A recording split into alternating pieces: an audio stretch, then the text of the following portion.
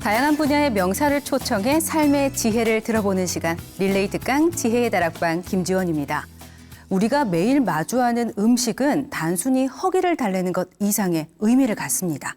바로 우리가 음식을 나누면서 정을 쌓고 추억과 행복을 공유하기 때문일 텐데요. 그래서 오늘은 이 음식을 단순한 미식의 대상이 아닌 인문학적으로 흥미롭게 살펴보는 시간을 마련했습니다. 푸드테라피 전문가이자 한성대학교 교수이신 박찬우 통합의학 박사님 모시고 강연 시작해 보겠습니다.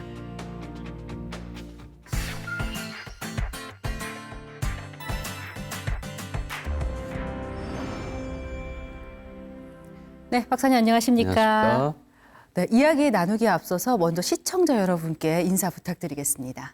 네, 안녕하세요, 여러분. 네, 저는 푸드닥터라는 이름으로 불리고요. 예, 통합의학 박사 박찬우라고 합니다. 만나서 반갑습니다. 네, 박사님.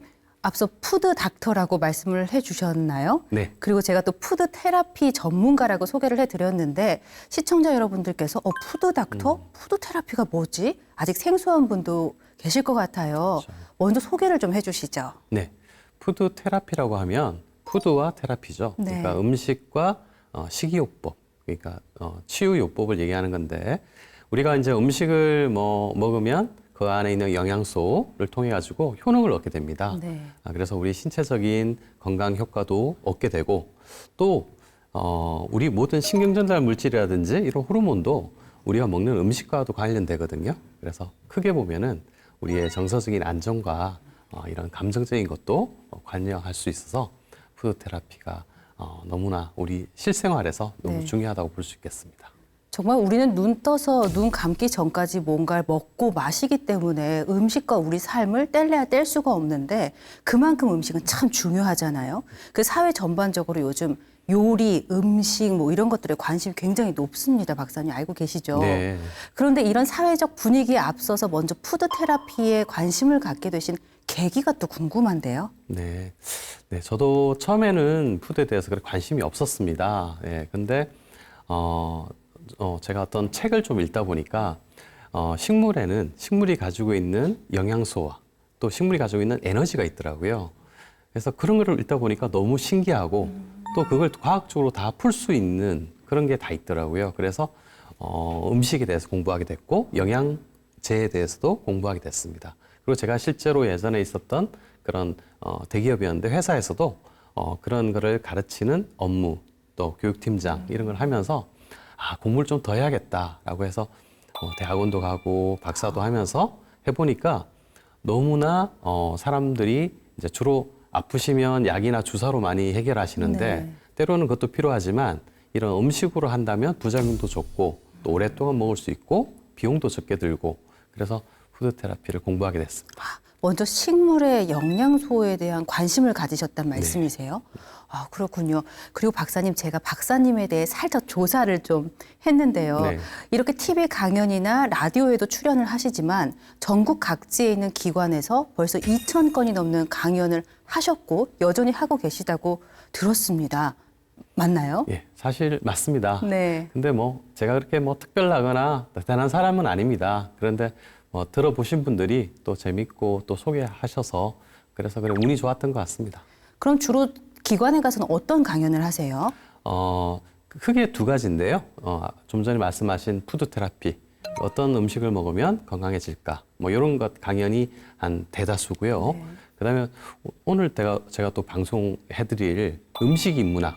그러니까 하다 보니까 이게 칼로리하고 영양소만 있는 건 아니잖아요, 우리 네. 음식에. 네, 우리 어머니가 해주신 그런 사랑, 정, 또 다른 나라 음식과 우리나라 음식과의 차이, 그다음에 문화 이런 것까지 우리가 알아보면 더 재밌더라고요. 그래서 음식 인문학에 대한 것도 강연하고 있습니다. 기관의 특성에 관계없이 누구나 알아야 되는 그런 내용이기 때문에 더 많은 곳에서 박사님을 찾고 있는 게 아닐까라는 생각도 드는데요. 네. 박사님이 분석하시기에 박사님의 강연 그리고 박사님에 대한 인기 비결, 네. 매력이 있다면 어떤 게 있을까요?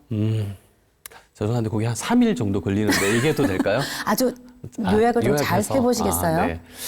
제가 이제 공부를 할 때 의사 선생님들한테 배웠습니다. 근데 의사 선생님들이 아무래도 많이 배우시다 보니까 좀 어렵게 가르친단 말입니다. 용어라든지 이런 것들이.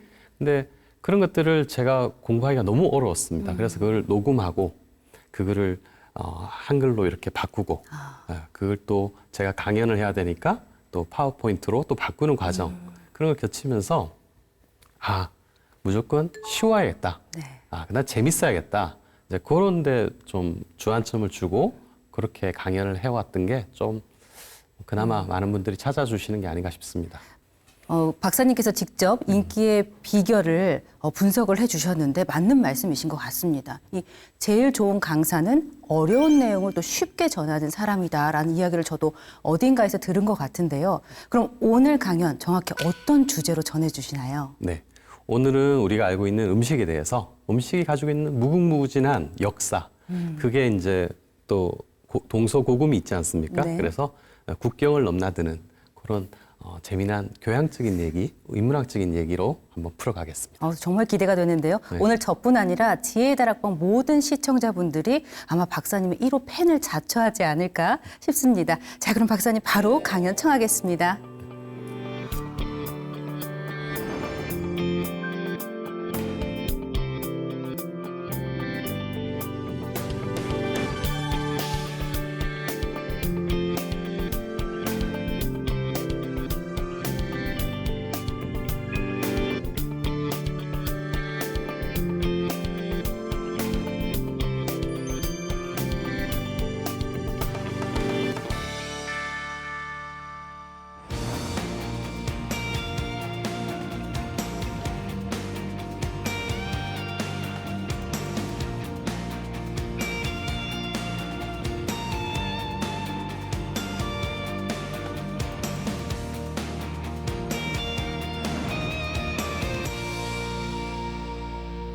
안녕하세요, 여러분. 반갑습니다. 네, 저는 푸드테라피와 음식 인문학을 강연하는 박찬우 박사라고 합니다. 여러분, 음식이라고 생각하면 어떤 게 떠오르나요? 네, 그리고 여러분이 만약에 인생에서 딱 하나의 음식만 먹는다면 어떤 음식이 드시고 싶은가요?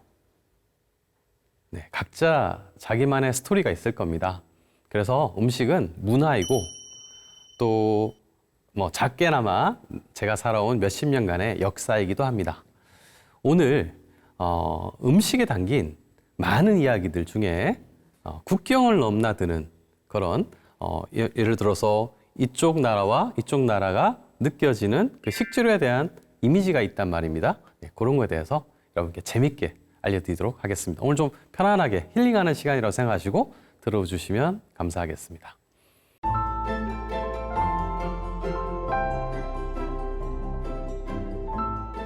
네, 프랑스의 화가 마네라는 사람이 있었죠. 인상주의의 대표적인 작가인데요.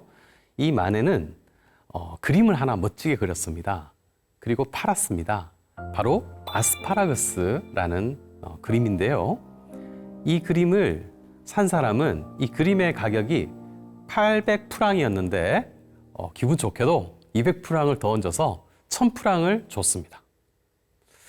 제가 마네 같으면 너무 좋은데 이러고 그냥 그 돈 싹 받고 말았을 것 같아요. 근데 마네는 그렇지 않았습니다. 역시 예술가는 다르더라고요. 마네는 또 그림을 하나 더 그립니다. 아까는 이 아스파라거스 뭉치였다면 이번에는 한 개짜리를 그려가지고요. 그분한테 보내면서 이렇게 얘기합니다. 제가 그림을 그리다가 한 개를 떨어뜨렸지 뭡니까? 그래서 그거를 다시 그려서 보내드립니다. 라고. 네. 실제 안 그랬을 것 같아요. 하지만 이 마네는 너무나 알고 봤더니 성격이 되게 신사적이고 센스 있는 사람이었다고 합니다. 자, 이런 그림에 얽힌 음식의 이야기에서부터 우리는 뭔가 삶의 여유와 즐거움을 느낄 수가 있다라고 생각됩니다. 자, 여러분 누룽지 좋아하세요? 예, 전 뭐 누룽지 이렇게 끓여 먹는 거 좋아합니다. 네. 원래 한국에서 누룽지는 소화제였습니다. 그리고 양반들이 어디 가실 때 하인의 머리에 누룽지를 이게 했습니다. 그리고 본인이 목마르거나 할 때 또 음식을 먹고 난 뒤에 입가심으로 누룽지를 꼭 먹었습니다. 이토록 한국에서는 누룽지가 거의 일상화됐었는데요. 그런데 어느 순간 누룽지는 우리가 돈을 주고 사서 먹는 그런 음식이 되었습니다. 왜 그럴까요? 예전에는 집집마다 이런 가마솥이 있었습니다. 그래서 불을 떼서 이렇게 밥을 하면 밑에는 꼭 눌러 붙습니다. 그거를 이렇게 긁어서 바삭바삭하게 먹거나 아니면 물을 부어서 끓여서 숭늉으로 드시는데요. 그게 먹는 사람은 즐겁지만 그 부엌에 일을 하시는 분들한테는 얼마나 고된 일이었겠습니까? 깔끔하지가 못하잖아요. 매번 다시 두 번째, 세 번째 일을 해야 됩니다. 근데 어느 순간 전기밥솥이라는 게 발명이 됐고요. 그 전기밥솥이 우리 가정에 다 보급이 됐습니다. 그리고는 여성들의 노동이 상당히 줄어든 거죠. 우리 어머니, 할머니들 얘기입니다. 그 이후로는 누룽지를 아쉽게도 볼 수가 없었습니다. 그게 그리웠던 사람들은 누룽지를 사서 먹기 시작했고요. 또 그 구수한 맛이 바로 우리가 먹는 커피 맛하고 좀 비슷하지 않습니까? 그래서 커피 먹는 목적이 다양하지만 또 그런 구수한 맛 때문에 드시는 분도 많다라고 봅니다. 자, 그러면 우리 한국만 누룽지가 인기가 있었느냐? 아닙니다. 바로 인근 국가인 중국도 누룽지가 인기가 있었는데요. 청나라의 황제 강희제라는 왕이 먼저 옷을 서민 옷으로 갈아입고 궁궐 밖으로 나가서 이렇게 시찰을 하는데요. 해가 저물고 길을 잃었대요. 그래서 한 농가에 들러가지고 배가 고프니 밥 좀 줄 수 있겠습니까? 라고 했더니 한 아낙네가 준비된 건 없고요. 그냥 그 밥 눌러붙은 누룽지가 있는데 제가 채소 끓인 물과 함께 이렇게 부어서 드리겠습니다. 라면서 정성껏 대접했다고 합니다. 물론 반찬도 별로 없고 어떻게 최고의 음식이라고 할 수 없죠. 왕에게는. 근데 그걸 먹은 이 강희제는 친히 이렇게 글을 씁니다. 땅에서 한바탕 청둥소리 울리니 천하제일의 요리가 나왔네 라는 거를 적어서 선물로 줍니다. 그리고는 궁궐로 돌아가서는 궁궐에 있는 신하에게 음식을 한번 만들어 봐라. 누룽지로 이랬습니다. 그 누룽지가 요즘 우리들이 먹는 그런 많은 산의 진미가 들어있는 그런 누룽지가 됐다라는 이야기입니다. 저도 그렇습니다. 저도 중국집에 가족들하고 식사를 가면 우리 가족들이 좀 따뜻하고 풍부하게 먹으려면 이 누룽지를 하나 시킵니다. 해물도 들어있고요. 죽순도 들어있고요. 그리고 이 쌀로 만든 이 누룽지가 처음에는 좀 바삭바삭하고요. 이게 국물에 좀 적셔지면 아주 부드러운 풍미를 또 줍니다.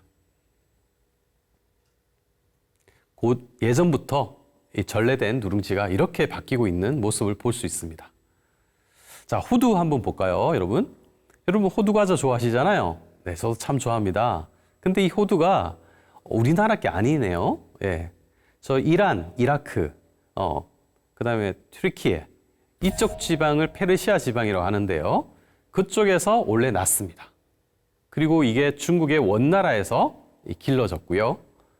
그리고 우리 고려 때 유정신이라는 사신께서 원나라로 출장을 가셨다가 이 호두를 가지고 오게 됐습니다. 그리고 자신의 고향인 천안에다가 심었습니다. 다행히 잘 자랐죠. 그래서 요즘 호두 과자라고 하면 어디 호두 과자죠? 천안이 유명하죠.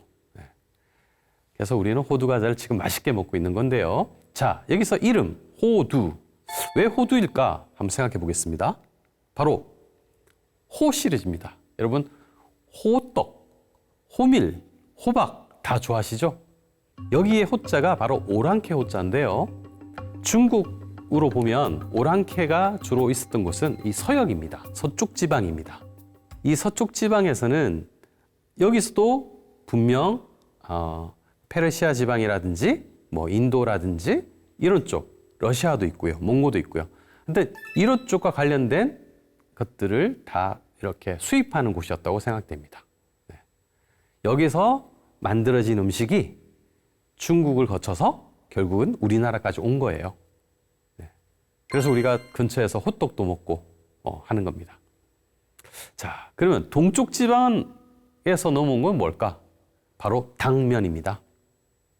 이 당자가 달달한 당자가 아니고 당나라 당자죠. 네. 바로 중원 산동성, 약간 이 바닥에 근접한 그곳에서 넘어온 게 바로 당면인데요. 좀 전에 얘기한 그 쓰촨성 청두란 곳, 거기가 서역의 중심지인데요. 상당히 내륙이죠. 유비가 세운 총나라의 수도이기도 하고요. 또 시성, 두보가 머물렀던 두보 초당이 있는 곳이기도 합니다. 판다가 여기 많이 살고 있고요. 예. 예전에 그 대지진도 일어났던 곳으로 알려져 있고 그렇습니다. 아주 자연환경이 뛰어난 곳입니다. 한 여성이 남편 기름장수의 아내로서 살고 있었는데요. 이 아내가 남편이 친구를 자꾸 집으로 데려오네요. 요즘 그렇게 하면 혼나죠. 예. 근데 마땅히 대접할 게 없는데 두부를 가지고 고기를 조금 넣고 고추기름을 넣고 좀 매콤하게 이렇게 만들어서 술안주로 대접을 했더니 친구들이 너무 좋아했어요. 그러다가 세월이 지나고 남편이 사고사로 돌아가십니다. 이 아내는 이제 생계를 위해서 일을 해야 되는데 주변 사람들이 식당을 한번 해보면 어떻겠냐라고 했습니다. 그래서 아내 이름이 진 씨거든요. 그래서 진 마파두부 식당을 차렸습니다. 네, 그 차린 게 아직도 있습니다. 그리고 이 마파두부가 너무나 인기가 많아서 잘 팔렸고 이게 이제 또 넘어와서 우리가 중국 식당에서 먹을 수 있는 마파두부 덮밥이 되었습니다. 그리고 당면, 아까 얘기한 당면은요, 처음에는 녹두 전분으로 만들었습니다. 예, 녹두 전분과 물을 넣어서 이렇게 만들면 좀 반투명한, 그래서 기존에 우리가 먹던 그런 밀가루로 만든 그런 면이 아니라 좀 더 쫀득쫀득하고 좀 더 식감이 다른 그런 당면이 만들어졌고요. 또 근래 들어와서는 감자로도 만들고 고구마로도 만들고 이렇게 하고 있는데 우리나라에서는 주로 북쪽에 평양에 당면 공장이 일본인에 의해서 세워졌고요. 그 이후에는 황해도 사리원에 또 공장이 세워지면서 이게 널리 알려지게 되었습니다. 당면만 드시진 않죠? 보통 잡채나 불고기, 전골 이런 요리에 많이 쓰이고 있어서 설렁탕에도 들어가죠. 그래서 우리가 좀 더 배가 고플 때 이 당면이 좀 들어가면 우리 서민들의 배를 채우는 그런 음식도 되고 잔치상에 음식을 좀 더 화려하게 만드는 데도 당면이 이용되기도 합니다. 우리만 좋아하는 게 아니라 일본에도 하루 3회라고 해서 알려져 있고요. 중국에서도 많이 이용되고 있습니다. 자, 이제는 우리가 나라마다 다른 문화의 차이에 대해서 한번 말씀드리도록 하겠습니다. 자, 여러분 문어 좋아하세요? 네, 일본에서 들어온 타코야끼, 우리 길거리 음식으로도 상당히 맛있습니다. 그리고 남유럽의 뭐 이탈리아, 스페인 이런 데 음식을 우리가 살펴보면 바로 그 문어 이걸 이용해서 음식을 만듭니다. 우리가 알고 있기로는 이런 오징어, 문어 같이 다리가 많은 이런 연체 해산물을 유럽에서 별로 안 좋아하는 줄 알았거든요. 근데 제가 좀 연구를 해보니까 아니더라고요. 이렇게 남유럽에는 너무너무 좋아하고 있고요. 그 다음에 독일이나 영국 같은 중북부 유럽에서는 이걸 괴물로 인식합니다. 신화에서도 이렇게 발 많이 달린 괴물이 나와서 사람을 괴롭히고 풍랑을 일으키고 막 이런단 말입니다. 그래서 안 좋아했고요. 같은 동양이라도 중국에서도 북부지방 그런 쪽에서는 화북지방에서는 선호하지 않았다고 합니다. 이탈리아 보십시오. 여러분 얼마나 맛있겠습니까? 이 스파게티, 먹물 리조또, 먹물 피자. 색깔은 좀 그래도요. 실제 먹어보면 감칠맛이 나고 또 우리 몸에 훨씬 좋은 그런 성분들이 들어 있습니다. 여러분도 마음껏 한번 즐겨보시기 바라고요. 자, 근데 우리 문어 이름이 그럴 문자지 않습니까? 예, 이 글을 아는 물고기다. 또 문어에는 이 먹물이 들어있지 않습니까? 그래서 마치 글을 아는 물고기니까 상당히 똑똑하다 이렇게 알려져 있습니다. 실제 월드컵 문어라는 말이 있잖아요. 예, 브라질이 이길지 누가 이길지 문어한테 물어보면 안다고 하듯이 그게 사실인지 모르겠지만 꽤 몇 번 맞춘 것 같습니다. 중국에서는 그럴 장자를 써서 마찬가지로 장어라는 말을 씁니다. 예. 아무래도 중국과 한국은 비슷한 시각으로 이 문어를 바라보는 것 같고요. 그러나 서양에서는 이름이 다릅니다. 그럴 문자를 쓰지 않고 옥토퍼스, 옥토가 8개라는 뜻이거든요. 이게 다리가 8개라서 이런 이름을 붙였다고 합니다. 상당히 사실적이고 예, 이렇게 사실을 보는 그런 쪽으로 발달한 이름이라고 생각이 됩니다. 자, 여러분 또 푸아그라를 드셔보신 분이 상당히 많지는 않을 것 같아요. 예, 푸아그라가 바로 이름이 푸아가 간, 그라가 기름진이라는 뜻입니다. 저는 프랑스에 가서 한번 먹어봤는데요. 네, 기대한 것만큼 맛있지는 않았습니다. 하지만 한국에서 먹는 돼지 간, 순대할 때 좀 주세요 그러면 주잖아요. 그런 거에 비해서는 훨씬 부드러웠습니다. 마치 버터를 먹는 듯한 그런 느낌이었는데요. 이게 캐비어와 트러플, 송로버섯이라 하죠. 이거와 함께 세계 3대 진미에 들어갑니다. 이게 진미란 게 되게 희귀한 음식이죠. 이게 원래는 희귀한 겁니다. 희귀한 건데 저 같은 사람이 푸아그라를 먹었다는 것은 이게 많이 대중화되었다는 뜻인데요. 왜 그랬냐면 예전에 이집트에서 이 철새가 움직이는 걸 봤더니 이 철새들은 이 먼 거리를 가야 되잖아요. 그럼 몸이 가벼워됨에도 불구하고 곡식을 엄청 집어넣더래요. 목에 찰 때까지 많이 먹고 또 날아가고 또 어딘가 논이나 밭에 앉아서 또 먹고 넘어가고 했습니다. 그게 착안해가지고 집에서 기르던 거위한테 이렇게 목에 호수를 넣어가지고요. 강제로 곡물을 집어넣습니다. 그러면 꾸역꾸역 억지로 먹게 되죠. 그러면 그 먹은 곡물이 몸속에서는 포도당으로 변하고 그게 저장이 될 때 기름으로 바뀝니다. 그게 가장 저장이 많이 되는 곳이 이 피하지방, 내장지방, 그 다음에 간이거든요. 바로 간에 저장된 게 우리 사람으로 치면은 지방간입니다. 네. 지방간이 좋지는 않지만 이 거위를 지방간을 만들어서 그 간을 꺼내서 이렇게 썰어서 먹으면 아주 고소한 그런 요리가 되는 거죠. 자, 그래서 미국의 일부 지방에서는 이 동물 학대다라고 해가지고 이 푸아그라를 판매하지 못하게 그런 법률도 정해졌다고 합니다. 어떻게 됐든 이런 우리 스토리를 좀 알아야지 우리가 이거를 먹을지 말지 또 알 수 있는 것 같습니다. 예. 우리 주위에 있는 돼지 간이든 어떤 간이든 간은 상당히 좋은데요. 왜 그런가 하면 우리가 먹은 음식이 저장되는 곳입니다. 비타민, 미네랄, 탄수화물, 지방 이런 것들이 저장되는 곳이에요. 그래서 상어 간도 그래요. 상어 간이 엄청 크거든요. 상어를 잡아먹는 게 바로 범고래인데 범고래가 이렇게 꼬리로 상어를 탕 칩니다.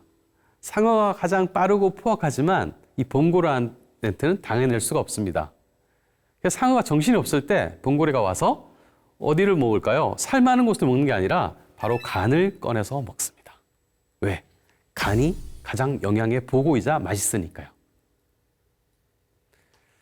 근데 아쉽게도 사람은 영양의 보고이긴 하지만 이 간이 너무 우리가 영양 과잉이 돼가지고 지방간이 되고 술도 많이 드시고 이래서 이제 문제가 되고 있습니다. 우리 적당히 드시는 게 좋겠죠. 자, 또 여러분 길거리 음식으로 유명한 핫도그입니다. 예, 요즘은 아주 위생적으로 또 매장에서 팔리고 있는데요. 왜 이름이 핫도그일까요? 도그가 개란 뜻이잖아요. 왜? 뜨겁다는 거는 이해가 되지만 그게 왜 개하고 상관이 될까요? 바로 그 유래를 말씀드리겠습니다. 독일에는요, 닥스 훈트라는 강아지가 있는데요. 이 견종은 생긴 게 다리가 짧습니다.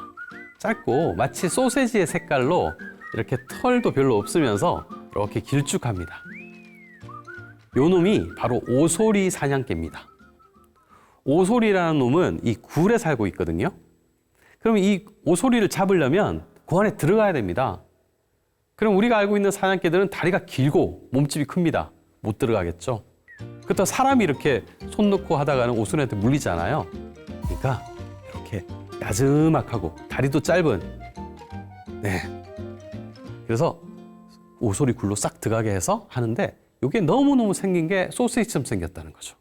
네. 그래서 닥스 훈트를 가지고 뭐라고 부르냐면 너 소시지 도구야 라고 불렀죠. 네. 그래서 이제 이게 핫도그의 유래가 됐습니다. 재밌으시죠? 예. 그래서 제가 우리나라 음식 중에서 이 강아지와 관련된 음식이 없나 좀 살펴봤습니다.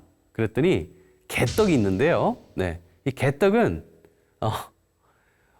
개하고 관련되진 않는데 이게 이제 두 가지 설이 있습니다. 한 개의 설은 바로 안동에서 나온 겨떡이라는 게 있는데요. 이게 보릿교로 만든 거예요. 예. 그래서 보릿교로 만든 등개떡이란 게 있었는데요. 이 겨떡이 발음이 좀 어렵잖아요. 이게 자꾸 바뀌면서 개떡으로 바뀌었다 이런 설도 있고요. 두 번째 설은 우리가 뭔가 투박하고 이런 것들 얘기할 때 개자라는 접두어를 붙입니다. 그리고 이제 개한테 줄 것 같은 그런 투박하고 모양이 거친 이런 떡을 개떡이라고 부른다라고 합니다.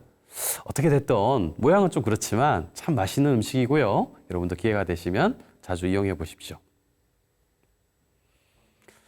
제가 노래 못 부르지만 오늘 노래 한 곡 부르고 싶은데 한번 불러보겠습니다. 조금만 참아 주십시오. 이제 모두 세월 따라 흔적도 없이 변하였지만 덕수궁 돌담길엔 아직 남아 있어요. 빈대떡 관련된 얘기가. 예, 여러분 다행이죠? 빨리 끝나서. 예. 제가 이 노래를 왜 불렀냐면 이문세 씨가 부른 아주 좋은 광화문 연가라는 노래도 좋아하지만 바로 빈대떡 얘기를 하고자 함입니다. 이 녹두로 만든, 이 안에 뭐 고기도 들어가고 김치도 넣고 하는데요. 이 녹두로 만든 맛있는 전을 기왕이면 좀 예쁜 이름으로 만들지 이름이 왜 빈대떡일까라는 궁금증이 있어서 제가 연구를 해봤더니 첫 번째, 좀 전에 부른 노래처럼 덕수궁 주변이 정동이라는 곳인데 예전에는 그쪽에 누가 살았냐면 이 장사하시는 분이 살았어요. 뭘 장사? 부침개 장사. 근데 거기에 집들에 뭐가 많았냐면 빈대가 많았대요. 물론 옛날에는 빈대, 이런 게 집집마다 다 있었습니다. 그러다 보니까 이게 이제 그분들이 빈대떡 많은 곳에 계신 분들이 장사한다 그래서 빈대떡이라 불렸다. 이런 설도 있고요. 좀 이건 아니었으면 좋겠고요. 또 다른 설은 제사 음식의 받침으로 쓸 때 녹두전을 주로 썼던 거죠. 근데 이거는 위에 있는 거는 고기고 이런 거는 주로 양반들이나 주인이 먹고 밑에는 하인들이 먹게 했습니다. 상대적으로 좀 돈이 비싼 게 아니죠. 예. 그리고 이거를 가난할 빈자를 써서 빈자떡이라고 불렀는데요. 이제 빈자떡이 또 이름이 자꾸 바뀌면서 빈자, 빈대 이렇게 된 겁니다. 근데 이게 이제 뭐로 만들었냐면 녹두로 만들었죠. 근데 녹두를 키우면 바로 녹두나물이 아니라 숙주나물이라고 부릅니다. 근데 이 숙주나물이 신숙주라는 한글학자 3등승까지 보낸 신숙주라는 학자의 이름에서 유래됐다라는 말이 있습니다. 근데 이분은 훌륭한 분이긴 하나 과거에 이제 단종이 너무 어린 나이에 수양대군 후에 세조가 된 사람에 의해서 이게 이제 죽임을 당하죠. 네, 그래서 유명한 영화도 있지 않습니까? 왕가 사는 남자라는 것도 있습니다. 자, 그런데 이 원래 예전에는 이 신하들은 한 왕만 모시는 거를 추구한 사람도 있었고, 왕이 바뀌면 또 거기에 가서 충성을 하고 또 나라를 위해서 일을 한 사람도 있었습니다. 이 사람이 이제 권력에 따라서 마음을 이렇게 자꾸 바꾸다 보니 쉽게 녹두나물이 잘 쉬거든요. 그래서 쉽게 쉬는 녹두쌍나물이다라고 불러서 그래서 이걸 숙주나물이라 불렀다라는 설도 있고요. 두 번째로는 이 신숙주가 워낙 이 나물을 좋아했대요. 녹두쌍나물을 좋아했대요. 예, 뭐 그런 얘기도 있습니다. 자, 여러분 그 과일 가게 가시면 키위가 있습니다. 뭐 그린 키위, 골드 키위가 있는데요. 이 키위를 먹으면 참 맛있죠. 그다음에 대변을 보기도 좋습니다. 근데 이 키위가 어떻게 만들어졌냐면 의외로 뉴질랜드에 있는 한 대학의 학장이 중국에 자매결혼 때문에 갔었어요. 한 대학을 갔다가 그쪽에서 양다래를 선물로 줬어요. 이걸 들고 와서 자기 대학의 원예사한테 줬습니다. 한번 길러보세요. 근데 너무 잘 기른 거죠. 그런데 그때 마침 중국하고 미국이 이렇게 전쟁을 하고 있었는데 미국의 군인들이 뉴질랜드에 잠깐 주둔하고 있었습니다. 주둔하면서 이걸 먹어보니까 너무 맛있는 거예요. 그러다가 전쟁이 끝나고 미국으로 돌아갔고요. 미국에서는 뉴질랜드의 키위를 수입을 하기 시작했고요. 근데 이 이름이 차이니즈 구즈베리였어요. 그러니까 차이니즈라는 게 중국이지 않습니까? 그러니까 한창 지금 싸움을 하고 있고 사이가 안 좋은데 이름에 중국이란 말이 들어가니까 좋아하지 않았습니다. 그래서 뉴질랜드의 판매업자한테 이름을 좀 바꿔주세요 라고 요청을 했고, 그래서 뉴질랜드 사람들이 이름을 뭐로 할까 이제 고민이 된 거죠. 그래서 바꾼 게 바로 키위죠. 네. 왜 하고 많은 것 중에 키위일까? 바로 키위새가 이 키위를 닮았습니다. 이렇게 털이 짧고 그죠? 네, 색도 비슷하죠. 그래서 키위라고 불렸다고 합니다. 여러분 뭐 전쟁을 좋아하지는 않으시죠? 저도 그렇습니다. 근데 우리 역사 속에서 보면 전쟁과 종교로 인해서 이런 음식들이, 식재료가 이쪽 저쪽 넘어가서 결국은 전 세계가 맛을 보게 되고 그게 또 개량이 되고 더 좋은 음식으로 또 배고픈 사람들한테 그 기근을 없애는 그런 걸로 이용되기도 합니다. 퐁듀, 바로 치즈를 녹여서 이 빵을 찍어 먹기도 하는 이 음식이 퐁듀인데요. 스위스의 대표 음식입니다. 이게 이제 스위스에 어떻게 생겼냐면 워낙 이게 산이 높고 추운 곳이잖아요. 근데 여기에 여행객들이나 양치는 목동이나 이런 사람들이 이렇게 산맥을 넘어가다 보면 가지고 갔던 빵이 굳어요. 치즈도 굳어요. 근데 배는 고프지, 고기는 없지. 그러니까 이거를 이제 데피는 거죠. 그럼 치즈가 주 성분이 단백질이거든요. 이게 녹았을 때 거기에다가 딱딱해진 빵을 찍어서 먹으면 먹기가 훨씬 좋고 맛있었다는 거죠. 근데 전쟁터에서도 마찬가지입니다. 스위스 사람 군인들이 용병으로 많이 일을 하기도 하는데요. 이 전쟁터에서는 막 연기 나는 것을 함부로 먹을 수도 없고요. 빨리 먹고 빨리 치워야 됩니다. 그럴 때 간단하게 불을 피워서 먹을 수 있고 몸을 따뜻하게 해줄 수 있는 게 바로 퐁듀였다고 합니다. 또 여러분 그 러시아하고 일본이 전쟁을 했거든요. 러일 전쟁이라고 하죠. 그래서 일본이 이제 러시아로 쳐들어가는데 아무래도 전쟁터에서는 깨끗한 물이 없고 깨끗한 음식이 없다 보니까 배가 많이 아프고 설사하게 됩니다. 그때 일본 군인들을 위해서 일본의 학자들이 만들어준 게 있어요. 바로 정로환입니다. 우리 가정에 배 아프실 때 상비약으로 드시는 거로 알고 있는데요. 이 정로환이 원래는 정복하다는 뜻입니다. 그렇게 좋은 의미가 아니죠. 좋은 의미가 아닙니다. 하지만 이 약은 참 좋은 약이에요. 왜냐하면 황백나무나 황년의 주성분인 베르벤이 들어있고요. 이런 것들은 유해 세균의 증식을 억제시킵니다. 그리고 위액 분비를 촉진시켜서 소화도 잘 되게 하고요. 그다음에 항균 효과, 항염 효과까지 있고 최근에는 혈당 스파이크를 떨어뜨린다라는 게 베르베린으로 많이 알려지고 있습니다. 그래서 과거에 이런 안 좋은 전쟁 스토리는 있지만 우리 건강을 유익하게 해주는 데는 또 도움이 되겠습니다.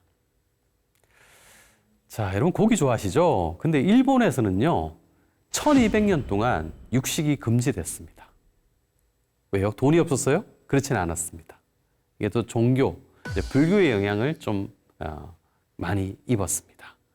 그런데 일부 사람들은 또 고기를 먹고 싶었겠죠. 그래서 꾀를 부렸습니다. 저 너무 아파요. 그러면 이제 처방을 줘요. 뭐야? 소고기로 또는 다른 고기로 이렇게 환을 만들어서 마치 우리가 지금 무슨 환 먹잖아요. 그런 것처럼 우육환이라고 그래가지고 그렇게 약을 처방했습니다. 네. 고기를 먹는 거는 여러 가지 의미가 있겠죠. 영양학적으로는 단백질과 이런 것들을 보충할 수 있고요. 또 우리가 이렇게 철학적으로 보면 또 살생이라는 그런 나쁜 점도 있습니다. 양면을 우리가 다 알고 있으면 좋겠습니다. 여러분, 홍어는 향이 너무 좀 그렇죠. 그런데 이 전라도에서는 원래 홍어를 잘 삭는 음식이에요. 원래 삭는 음식인데 애초에는 이거를 잡아가지고는 회로도 많이 팔았다고 합니다. 근데 워낙 고려과 조선 때 왜구들이 이 남해안에 섬들을 많이 공략을 해서 자꾸 훔쳐가고 하니까 조정에서는 야, 섬까지 지켜주는 데는 한계가 있다. 다들 이사를 가세요. 어디로? 항구로 가세요. 그랬단 말입니다. 그러니까 항구에 있는 배들이 출발을 해서 홍어를 잡으니 그거 잡고 다시 항구로 오려면 쾌속 정도 아니고 얼마나 시간이 오래 걸렸겠습니까? 그러니까 더 가뜩이나 잘 삭는 게 더 사가버린 거죠. 그래서 이제 선원이 그래요. 선장님 이거 어떡하죠? 버릴까요? 야, 무슨 소리? 한번 먹어보자. 야, 막걸리 있지? 예. 김치 그거 삭은 거 있지? 예. 그럼 같이 한번 먹어보자. 그래서 먹어보는 거예요. 거기다가 돼지 수육까지 있으면 삼합이 되는 거죠. 근데 괜찮았다 이거예요. 네, 그래서 이게 널리 알려졌습니다. 물론 우리 역사에 아픈 면이 있긴 하지만 그래도 홍어는 상당히 우리의 어떤 애환이 담겨 있는 그런 음식이라고 할 수 있겠습니다.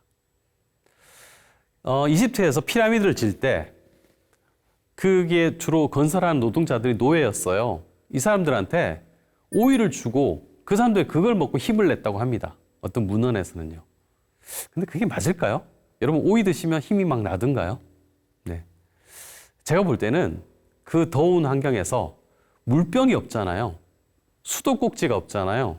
그래서 제가 봤을 때는 물병의 역할을 한 최고의 음식이지 않았나 생각됩니다. 마치 우리가 산에 갈 때 오이를 이렇게 목마를 때 먹으면 비타민과 미네랄, 그다음에 수분까지 보충할 수 있는 그런 산뜻한 음식이 되듯이 말입니다. 여러분 햄버거 좋아하세요? 네, 저도 좋아합니다. 네, 근데 이 햄버거가 원래는 타타르족, 바로 중앙아시아의 그 스테이크에서부터 시작됐다라고 합니다. 이 몽골에서 전래돼서 독일로 갔다가 함부르크에서 다시 미국으로 갔다고 합니다. 어떻게 그렇게 됐는지 좀 살펴보겠습니다. 이 유목민들은 양을 많이 기릅니다. 그리고 여기저기를 다니죠.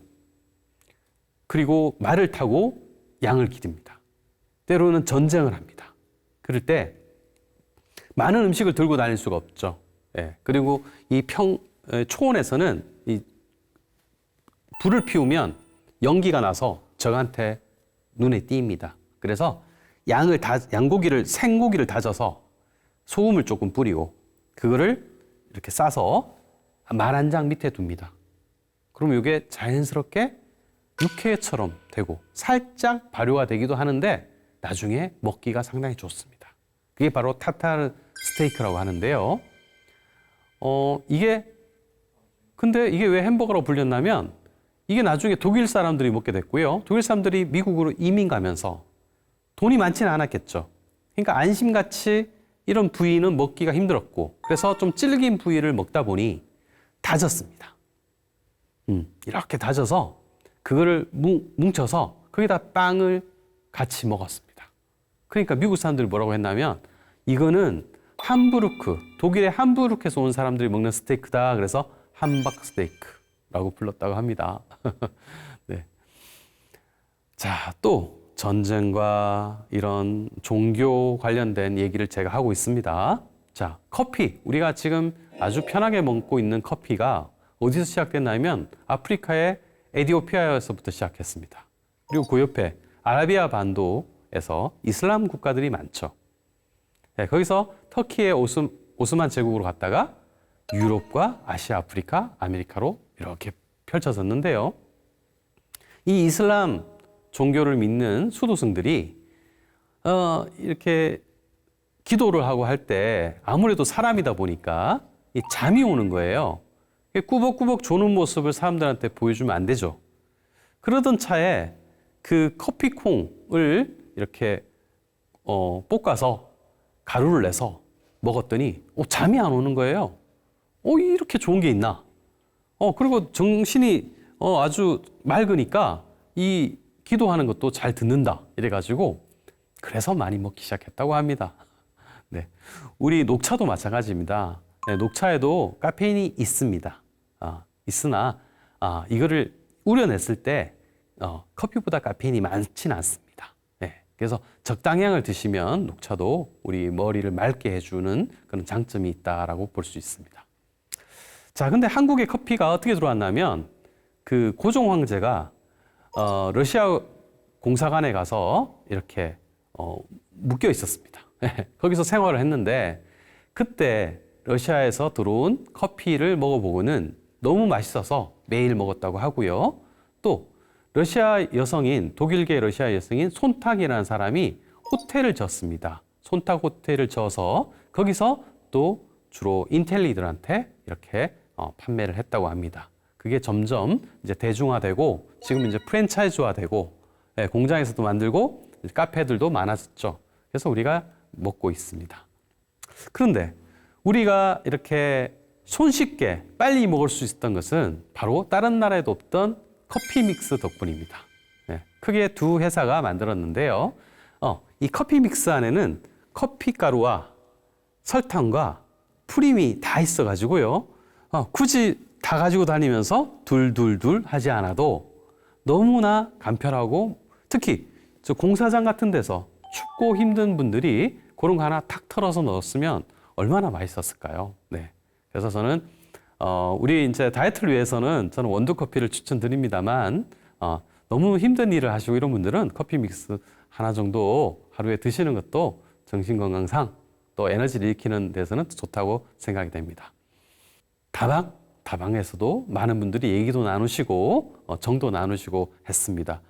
물론 좀 나쁜 아저씨들이 이렇게 거기서 너무 오래 계시다가 간 것도 있고 합니다. 어쨌든 다방도 우리의 사랑방 문화를 만드는 데서는 또 일익을 담당했던 것 같습니다. 자, 여러분 오늘 제가 어떤 얘기를 드렸나요? 동서고금의 나라별로 있었던 얘기들을 저는 말씀드렸습니다. 여러분 어떻게 생각하시는지 모르겠습니다. 음식에 대한 세상 얘기가 다 담겨 있듯이 여러분의 생활에서도 음식과 함께 차 한 잔과 함께 즐거운 얘기로 여러분의 건강과 행복도 지켜나갔으면 좋겠습니다. 여러분 감사합니다.